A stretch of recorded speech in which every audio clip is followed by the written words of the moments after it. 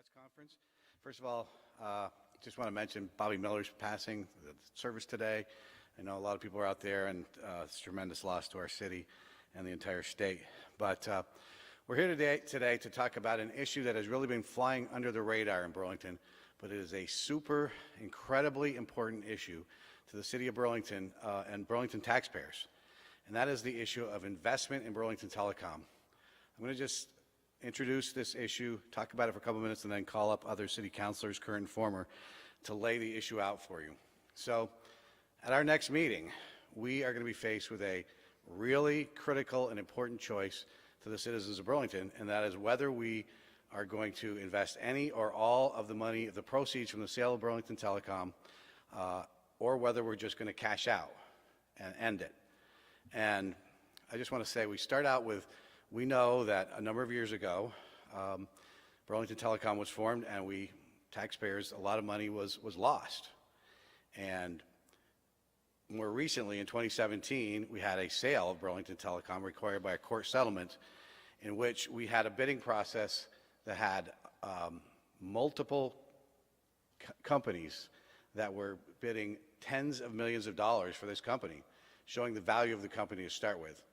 Since then, the trajectory of this company is on the upside all the way. It is meeting or exceeding all expectations. And we now have an owner of Burlington Telecom, Shores, that is a century-old company, a company that we can count on moving forward. And they, again, the trajectory of this company is excellent, and they are poised. They're on the precipice of actually moving forward and expanding their services out into other communities.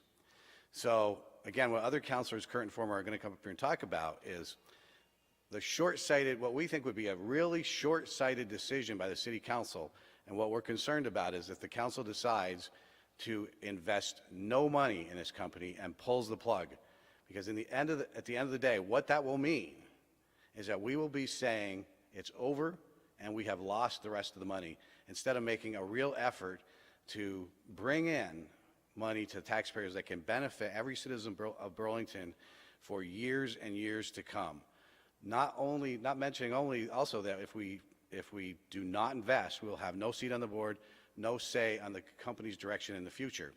But even more important, far more important than that, really, is the investment and the potential return from a company that is really doing great and is poised to do great into the future. We think the decision by the council is so incredibly important, and if the city council makes the wrong decision here, it is going to impact taxpayers for a long time. So with that, I would like to call up former city councilor and economist Jane Nodell, who's dug into the numbers and will lay some of these numbers out for you. Councilor Nodell. Thank you, President Wright. I have been very involved with this issue for quite a long time during my period on the council and since then.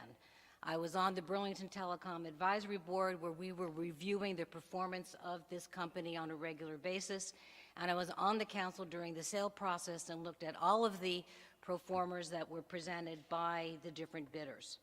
So as with any investment, the real question is how much return and how much risk is there? We believe that the short and long-term return is very promising and that the risk is modest. The first thing I want to emphasize is that this is not the same Burlington Telecom of 10 years ago. No question, BT was in rough shape 10 years ago, but it has come a long way, as evidenced by the bids that Council President Wright referenced. So we sold this company for about $30 million. So someone doesn't buy a company for $30 million with the expectation that it remains valued at $30 million. It's buying it at a price reflecting its current earnings with the expectation that the earnings are going to grow and the company's value will grow with it. And everything that the council has seen, everything that we've seen based on the performance of BT while it was under the management of Dossett, what are they called? Dorman and Fawcett, and everything we've seen since their sale to Shores is that they are on track to have very meaningful earnings growth over the sustained future, into the future. If the city invests $2.4 million today, which gets it the seat on the board and a 7.5% share of the ownership of the company, by year 5, the projected distribution to the city is over $300,000 a year. That, by year 5, is a 12.5% rate of return, and I challenge anybody to show me anything else with this level of risk that's giving a 12.5% rate of return. Further, as the earnings continue to grow, as BT expands to neighboring communities, which they are extremely well posed to do, as their earnings grow, that distribution grows on the same investment of $2.4 million. So some people, now if you invest more, obviously you get more of an annual return. But even that penny a year, which is very likely to become more over time, represents taxes that the city does not have to go to the taxpayers for to maintain our outstanding city services, or it could be a penny that we give back to the taxpayer in recognition of their very upfront, meaningful investment in Burlington Telecom starting from the very beginning. The risk. We believe the risk is modest. Fiber network is essential infrastructure for the 21st century. It is to the 21st century what electricity was at the beginning of the 20th century. The BT, as I mentioned, has a very strong track record of growth in subscribers, organic, gradual, sustained growth, and their projections are conservative and still give a very significant and impressive return. If things don't go as well as the projections show, always a possibility, right? The city has negotiated downside protection, which is that Shores will buy the city's investment back at a floor. They will guarantee that they will pay us back the earnings at that time by a multiple of 6. And so that means that gives us downside protection against like the worst case scenario, which we think is very unlikely. I want to say one more thing before passing it on, which is to emphasize that Shores Communications, who bought BT, currently operating BT, does not need the city's money. They bought it with their own equity. We are only talking about this because the city asked for the right to invest when we negotiated the asset purchase agreement. And in some sense, Shores' life is much easier if we don't invest.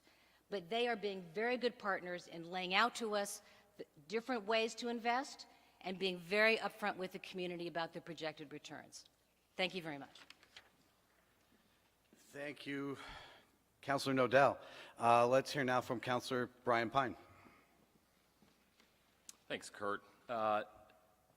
In my 38 years living in Burlington, the top issue that politicians have tried to address is the regressivity of the property tax as the way we fund city services. Alternatives to the property tax have been explored and successfully found by then Mayor Sanders, Mayor Clavell, and in the last 15 years, we have not actually had any major progress on new alternatives to the property tax. This is that opportunity. If we miss this opportunity today, city councilors should know that there are very few other ways that we can raise revenue. The state legislature doesn't allow us to institute other taxes. There's lots of other ways we could in theory, but we only have authority to do certain things. We've used up all of those authorities. This is a new source that allows us to give the taxpayer some break. I think we can't overemphasize. It gives us the ability to fund city services without relying on the taxpayer. Our taxpayers essentially contributed $17 million of city funds to creating this incredible telecom entity. We're getting back some of that through the sale proceeds. In my opinion, not enough. The only way for that to grow is to reinvest the capital in a revenue-producing source, not into one-time expenditures that are either for operations or even for capital projects. We bond as a city every year $2 million, at least $2 million of capital projects. We need to be fiscally prudent. We need to be sharpen our pencils as a city and ensure that we're looking out for the taxpayer. I think this is the way to do that. I believe that very strongly. And I just want to give an example of something the city did 40 years ago. 40 years ago, the city of Burlington needed to create a new water treatment plant. And at that time, there was no regional water district. We didn't have the Champlain Water District. So the leaders of Burlington and other advocates in the region decided, let's build a water treatment plant for Burlington times 3. So 3 Burlingtons was our water treatment capacity.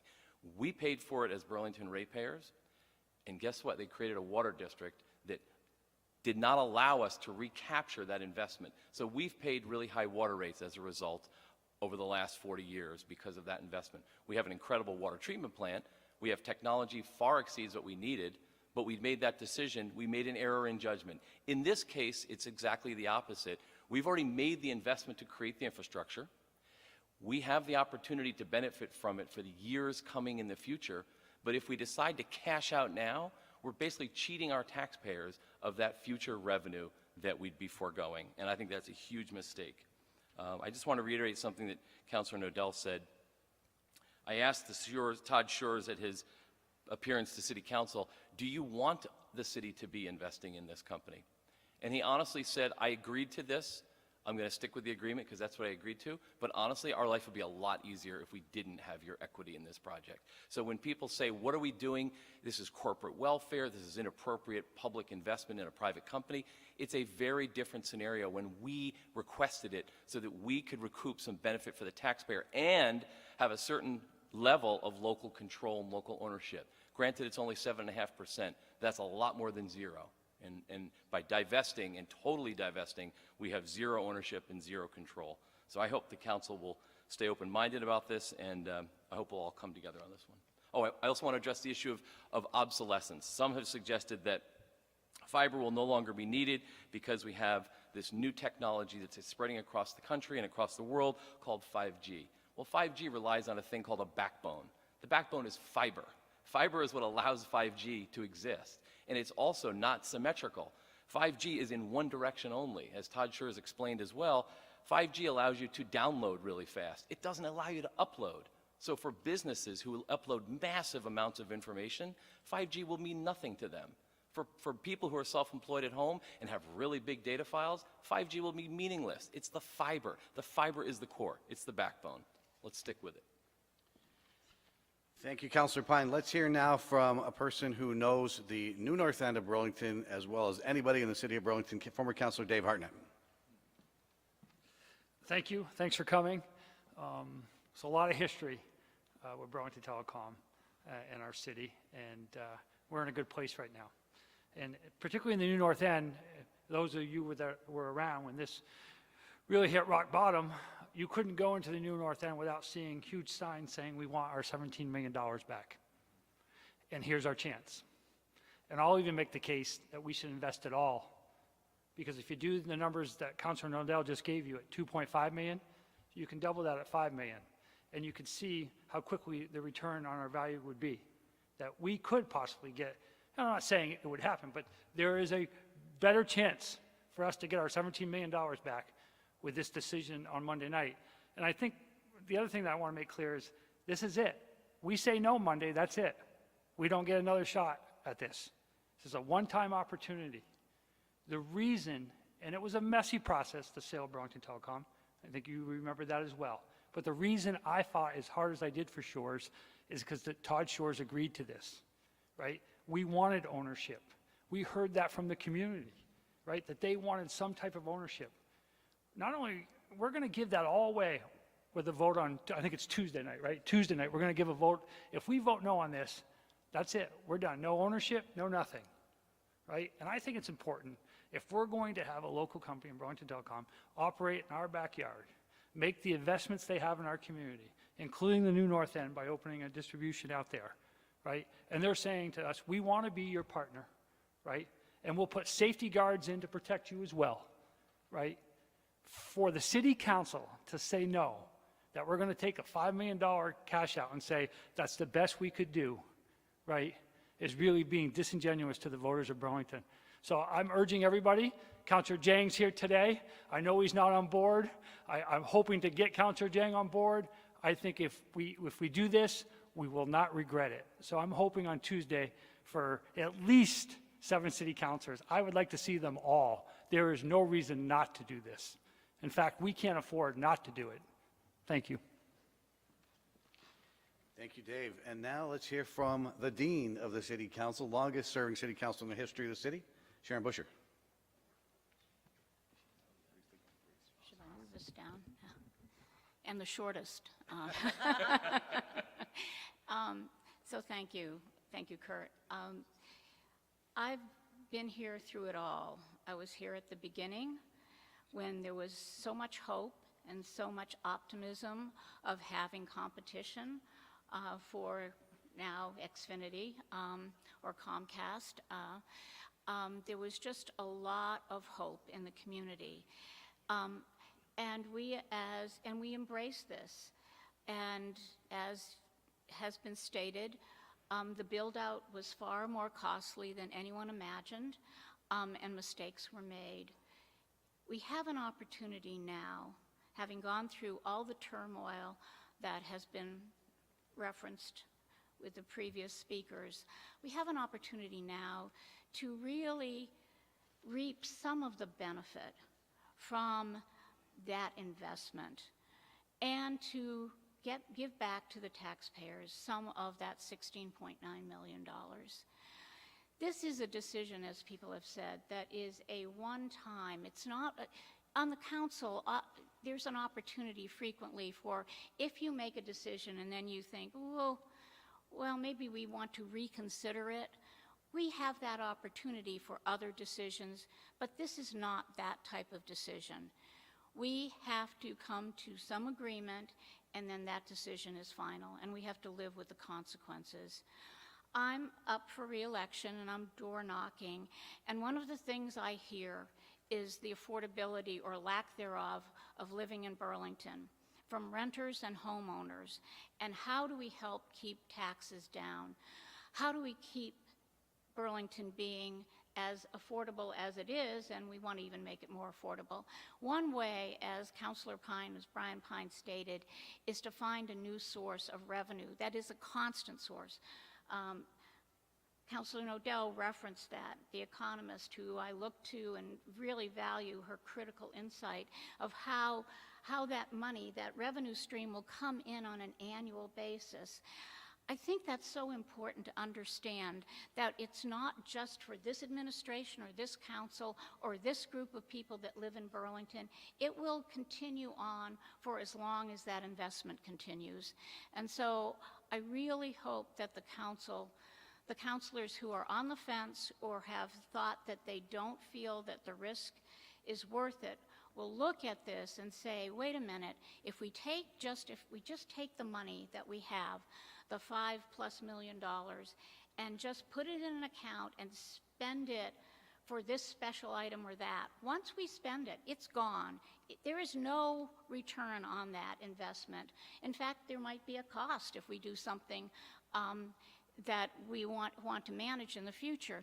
But here we're getting a rate of return. So I'm hoping that everyone will, once again, realize the seriousness of this for those counselors who are just coming in to this conversation, to take some time to make sure they understand what the options are, and hopefully will get on board with the taxpayers of Burlington and say yes.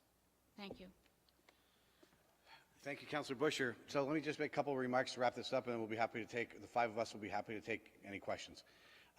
When I was running for mayor back in 2009, one of the contestants in that race was Andy Montrell, and he made some statements in that campaign. He was a little ahead of his time, but he was saying there is a way for taxpayers to not have to have any more tax increases, for us to have ample spending on services that we all want, and that is Burlington Telecom. Now, he didn't know what was going on. We all didn't know what was going on at the time, the financial situation with Burlington Telecom. But we now have arrived at a time where, I wouldn't quite make that statement, but we've arrived at a time where the company is now prospering. It is being run in the right way. It's turned around. It's a success story. And what a shame it would be if, after what the citizens of Burlington went through with this, and the council went through, and everybody went through, if when we hit a point where the company has turned around and is an incredible success story now and is poised to take off even more so, if the city council, in a very short-sighted way, pulls the plug on this, cashes out, and leaves those future earnings for Shores to reap instead of the residents and taxpayers of Burlington. I know that Dave and I, representing the New North End, there are councilors that think that New North Enders, and there's probably some truth to this, because of the past history, would just say, no, don't invest any more money in this. We've been down this road before. Don't do it again. Take the money and run. I think it's our job to not just accept that, but to try to be leaders and convince people that that's not the right path. That's not the right avenue for taxpayers. So to the taxpayers in the New North End, who I think understandably and rightfully would be concerned, I would say, look, if we take this money, if we take the $5 million and cash out, and you think that that is simply going to be the best route for taxpayers or that's going to hold down your taxes, the money is more likely to be used for more spending rather than reducing taxes or holding the line on taxes. What we need is to get this steady stream of revenue coming in from this company that is now backed up by a century-old company that is an excellent partner for us. So with that, we'll be happy to take any questions. It's $5 million we're looking at to be invested or to spend. The total is 5.3 million, is that right? It's 5.3 million. I mean, and some of us, I think that we'd be better spending more than the mayor's proposed, which is 2.4 million, which gets us one seat. And Jane, I think, probably has some more numbers, but we certainly feel like if we don't at least invest what the mayor's proposed, that it would be a travesty. Yep. So the total proceeds from the sale are actually 6.5 million, okay? But then there are some outstanding obligations that we have to settle up, which leaves us with a net of 5.3, okay? So if you invested it all, then that would give you, by year 5, an annual infusion into the general fund of about $660,000. If you invest about half of it, which is currently an option on the table, it would be the, $300,000 a year.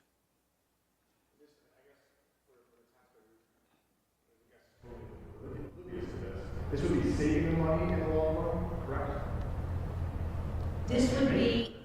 This would come, we're investing principal into the company, buying a membership share, and then get essentially the annual dividends, which they're calling distributions.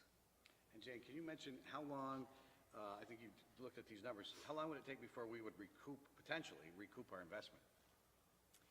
Well, at a 12.5% rate of return, to say that's the average rate of return, it would take 8 years to just recoup the investment, and then everything after that is just your net, is you're going beyond, okay, what you invested. Right, but the point is that the value of the shares is still there, right? It's like when you invest in a stock, yeah. As long as you own the stock, you're getting those dividends from the stock. So we're saying, why shouldn't the city be in a position, take advantage of an opportunity to invest in a very successful company? The monthly employees in the not real power, decision-making, how would you respond to that? Well, I'll take a shot at it. I mean, I'd say even without the seat on the board, the rate of return justifies the investment, okay? But I also think it's very important for the city to have that seat.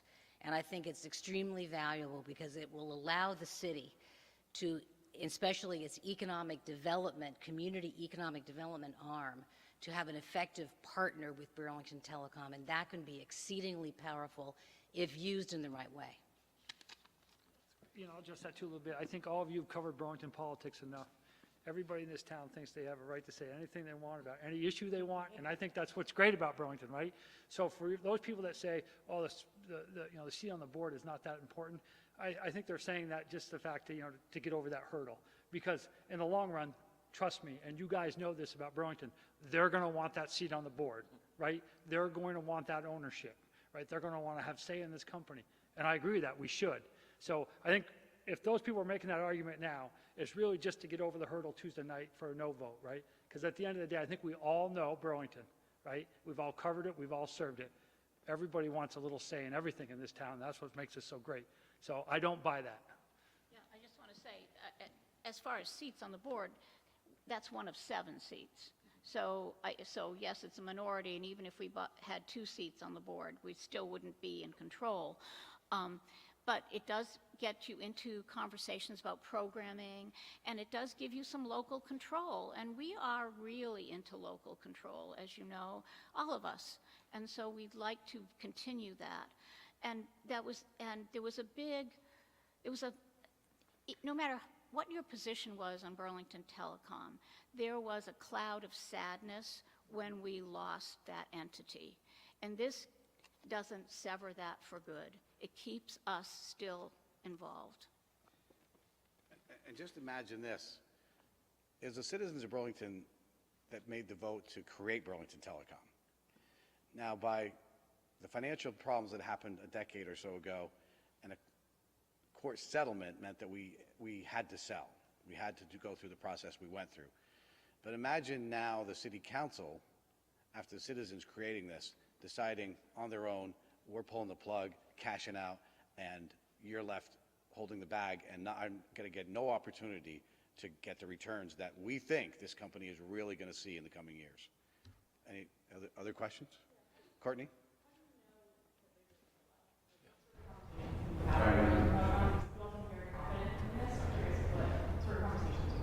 Sure.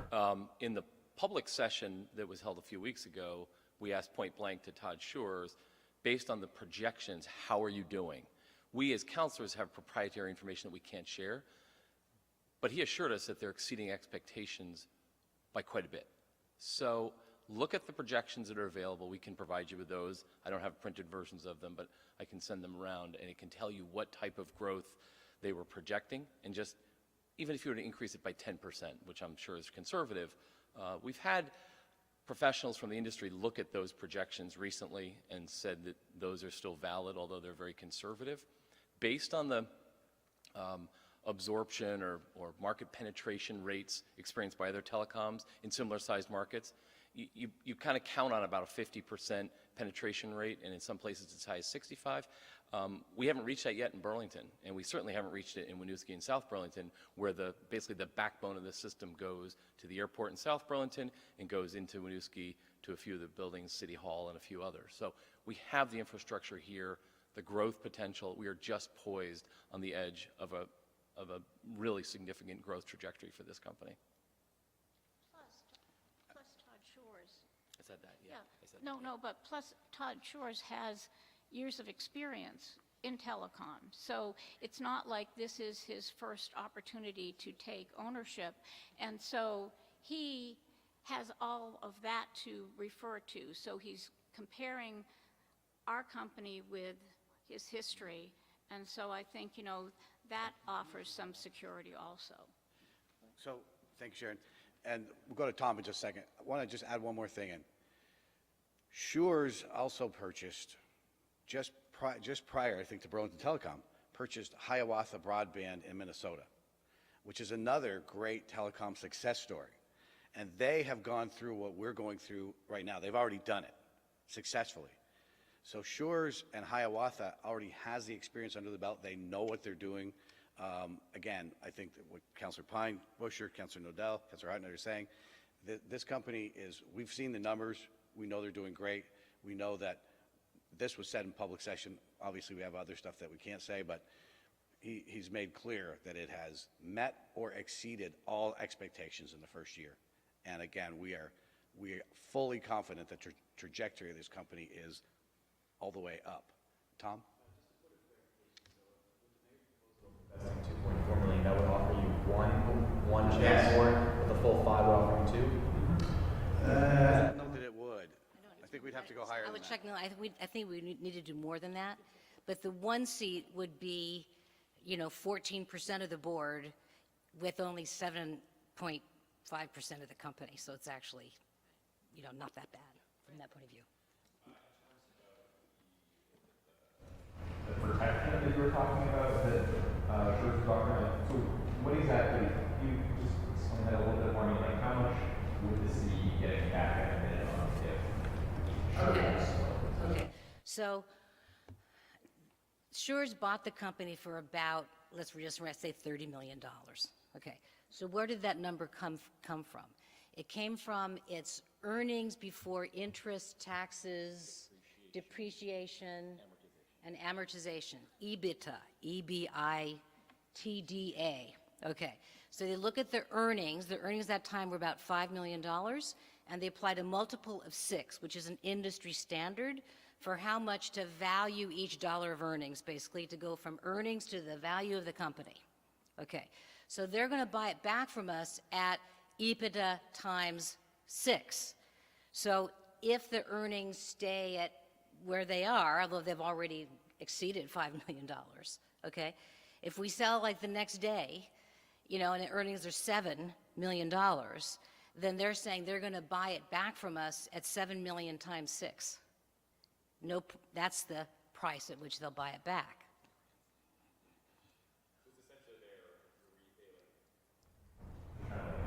there's a formula that they have that they're going to use. Yes. Based on the earnings of the company. But Exactly right. in this scenario, they're making less money, right?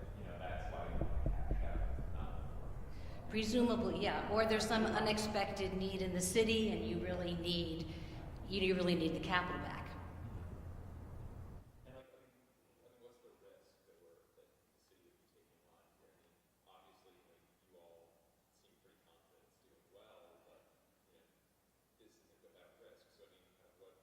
What's the level of risk that we talked about that before?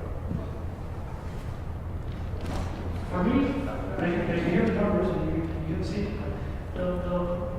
I think the level of risk is that. It's history, and that's what you get from people, right? Let's not go back, right?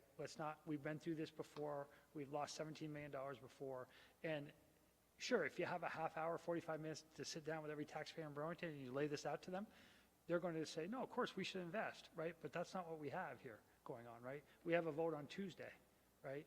And here's the other point that you made, and that was just made. So Tuesday night, we have a chance to make a decision, and if we say no, that's it. Even if we say yes, and we decide to sell it the next day, right? And we wanted to get out the next day because we think we made the wrong decision, we would have that opportunity. But a no vote leaves us no alternative, nothing. We are done. We are completely done. And I think, it's election time. People aren't really paying attention. There's a lot going on, right? The town center, all that stuff. If people were really paying attention to this and they really knew, right, this would be an easy vote for the city council. And let me just say, they don't have the votes right now to pass the $2.5 million that we think the mayor wants to invest. The mayor does. The mayor's on board with that. But right now, there's not enough votes on this council to even get half of the money invested. I want to address one last thing that I remembered, is that some of the councilors have suggested that there's so many great things we could do with this money. Kind of like you make a list before whatever holiday you celebrate and you give it to your family and you hope you get everything on it. That is completely backwards. Completely backwards. This is not windfall money. This is taxpayer money originally. Now, granted, there's some legal opinion that says it's not taxpayer money, it's utility money, but the utility was created by the city. So I think we should view that money as either your elderly grandparent or your neighbor who is struggling to pay their property taxes. View it as their money. Think about them when you're making this decision. What is going to bring the best impact to the people who are struggling to pay their bills now? That's the way to look at it. Not what are the great things we could do with it? Because there's a huge list. We've got Memorial. We've got BCA's building on Pine Street. We've got a long list of great investments we could make. But that is not the point of what we have in front of us. This is not a windfall that allows us to go through our list of things we want to fund. I think that's exactly how we shouldn't be looking at it. And I'll just, again, most of us here, I think that we should invest more than what the mayor's proposal is. But if we at least do the $2.4 million that the mayor's proposing, then we still have significant money left from the sale to do other things with, which the mayor's proposing. But again, when I went to a Board of Finance meeting where this was being brought up recently, a voter in Ward 4 in the New North End was there and said to me, Kurt, just vote no. Take the money, reduce our taxes. No more raises, no more increases in taxes. But that's the danger, is what people are thinking of that, particularly where Dave and I are from, in the New North End, where people are concerned about that more than anything, is that that is not necessarily good. This is a better option for taxpayers to invest and get this steady stream of income and dividends coming back in, rather than take the money now and sort of have this slush fund set up that's just going to get spent, and it's not going to end up reducing people's taxes or holding down taxes. People are going to look at this as a fund that can just simply be spent. So I don't think Aiden's had a chance to jump in here yet. So Dave kind of answered this, but, the votes on Tuesday, the 3 councils here right now, are you worried that, it seems like there's not a majority of any certain position. Are you worried about that? I'll be totally honest, yes, that's why we're here. We're worried that this could be defeated. Now, I think there's councilors that are not totally decided, but we know there are councilors that are, we have been told, are planning to vote no investment, period, nothing. And that's our concern. And it's a great concern. And we're also concerned, why we're here today is because this is under the radar and people don't know that much, haven't heard that much about it. Understandably, because there's so many other big issues going on, as Councilor Hartnett said. But we needed to highlight this issue as a critically important issue, that there's going to be a lot of other items on the agenda Tuesday, and this could just simply go away if the vote happens Tuesday night and the council votes by a 7-5 majority or whatever it is. We're done with this forever, and the opportunity's gone. And I think we will rue the day that the city council makes this decision, if that's what happens down the road, as we watch Shores reaping in all the benefits. Invested, everyone that's standing up here that's on council wants all 5. Can you just break that down for everyone? Well, I think that we think that a larger investment, as Councilor Nodell laid out the numbers, would bring in even more money. But we could certainly at least accept that we at least do the mayor's proposal. There could be, I mean, someone could propose that we spend more, but we certainly, I think what we're all saying is we certainly at least need to do the investment that the mayor's talking about, at least. Councilor Norton. Yeah, I mean, I think the mayor's proposal is a good starting point. It does get you the seat on the board. It gets you the $2.4 million investment. It gives taxpayers like 4 years of tax relief, because he would propose using some of the proceeds to pay the city's telecommunications bill for the next 4 years. So that's taxes he doesn't have to go raise, or the city doesn't have to go raise, okay? But then I would say, take the $1.5 million that's currently kind of on the Christmas list. I would say invest that in Burlington Telecom, and then you're giving the taxpayers relief early on, and then you're also giving them ongoing tax relief that you wouldn't be able to give them if you just cashed out. I just want to say that I think the big question is, hopefully people will vote to reinvest, and then we can quibble over the amount. I think everyone, as you've heard, we're all on board with the mayor's proposal. We'd like to do more. I asked for something. I asked for some information regarding investing 10% as opposed to 7.5%. Something that I thought might have more viability from the rest of the council, if indeed there were enough votes for reinvestment. Because I do believe that the rate of return and what we'll get back is so significant that we really should do more than just that one seat if we can get those votes. I also think, though, there's politics at a play here, and you need to say, okay, other people feel very strongly about having some dollars that could be used right now. And so I always am open to compromise, and I think that we should go in with that approach. and I think that's what you're hearing today. We're trying to lay out what the options are, but really trying to let the community and the rest of the council know that reinvestment really should be something that no one should shy away from because it really benefits everybody. Tom, did you have another question, or? General, if the council voted not to reinvest this money, it just goes to the city's general fund at that point? It will be available to be spent by the mayor, by the administration, and the city council. And again, as Councilor Busher indicated, once it's spent, it is gone, and there will be no steady stream of income and dividends coming in as we believe that will be. So, again, as it's been indicated by other councilors, the risk is minimal. We have set this up in negotiations in such a way that the risk really is minimal. The real risk is not doing anything. In my opinion, the real risk is cashing out and saying sayonara to $12 million.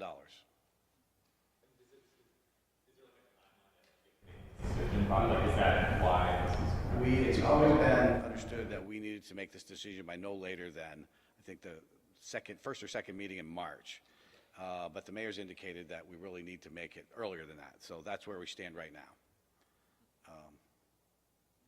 Anybody else? Channel 17?